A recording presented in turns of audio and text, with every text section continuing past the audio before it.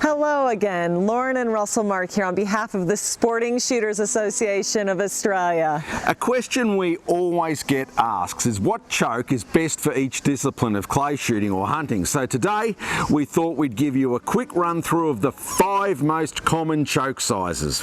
For the uninitiated, the choke is the amount of constriction at the end of the barrel. This will determine how quickly the shot pellets will spread once they leave the tube. If you are lucky enough to have a shotgun that has these variable chokes, then you will have the ability to customize your firearm to the distance your target is at. To help demonstrate this, we're going to show you the effects that these 5 chokes will have on this pattern board at 20 meters. The most open choke is really no choke at all. This is called cylinder. It simply matches the bore diameter of your barrel. It's the most open shot spreading choke. So you can clearly see the effects of each choke. We will fire 3 shots and show you the average spread of each. Let's see what happens.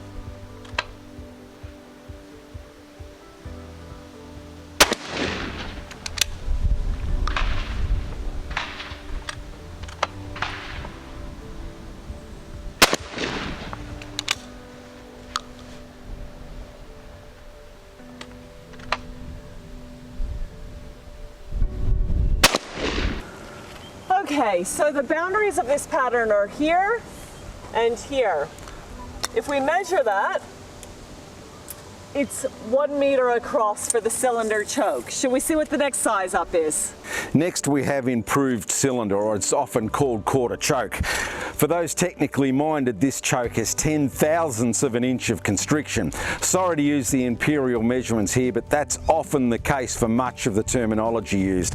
There is a choke called skeet choke, which has 5,000ths of an inch constriction, but we won't test that one today. So again, let's check. The boundaries of this pattern are here and here. Gives us a spread of 80 centimeters for our quarter choke. Next up, let's try the half or modified. All right, so our half choke tightens the pattern up to 60 centimeters. Let's go ahead and try the 3/4 choke. I could never get Russell to paint at home.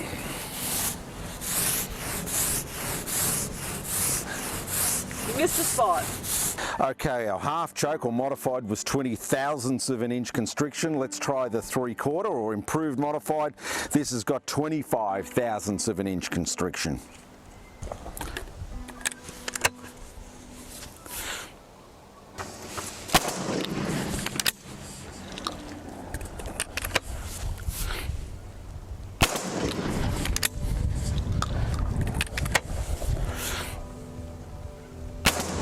The extra 5,000 of an inch constriction has tightened up our pattern an extra 10 centimeters, so it now measures at 50 centimeters. And now for our full choke, which generally has a constriction of no less than 30,000ths of an inch. All right, and last but not least, let's check our full choke. We'll mark it there and there. When we measure it, guess what? It decreases by another 10 centimeters, now meaning we're shooting a diameter of 40 centimeters. Now often different ammunition will spread the shot at different diameters, so always test this when changing your shot shells. So the question now is what choke is suitable for each distance? Well, if you're roughly aware of the average distance your target is at, you can choke your shotgun accordingly. At 20 meters, I would think that the quarter choke with these target load number 7.5s is more than adequate. It gives a spread of about 80 centimeters in width. If you double the distance to 40 meters, our full choke will give the same result, which is ideal. This would mean a half choke is adequate from 25 meters to 30 meters and a 3/4 choke from 30 meters to 35 meters, but certainly no more than 40. My experience tells me to always slightly have more choke than not enough.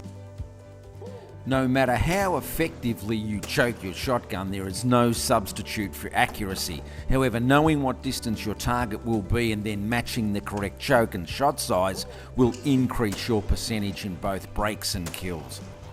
The type of target you're shooting at will also determine your choke selection. For example, a belly face target at 30 metres will be pretty easy to bust with just a couple of pellets, but a black duck flying flat out at the same distance may take a little more convincing. This, of course, is also where shot size comes into play, an entirely different topic.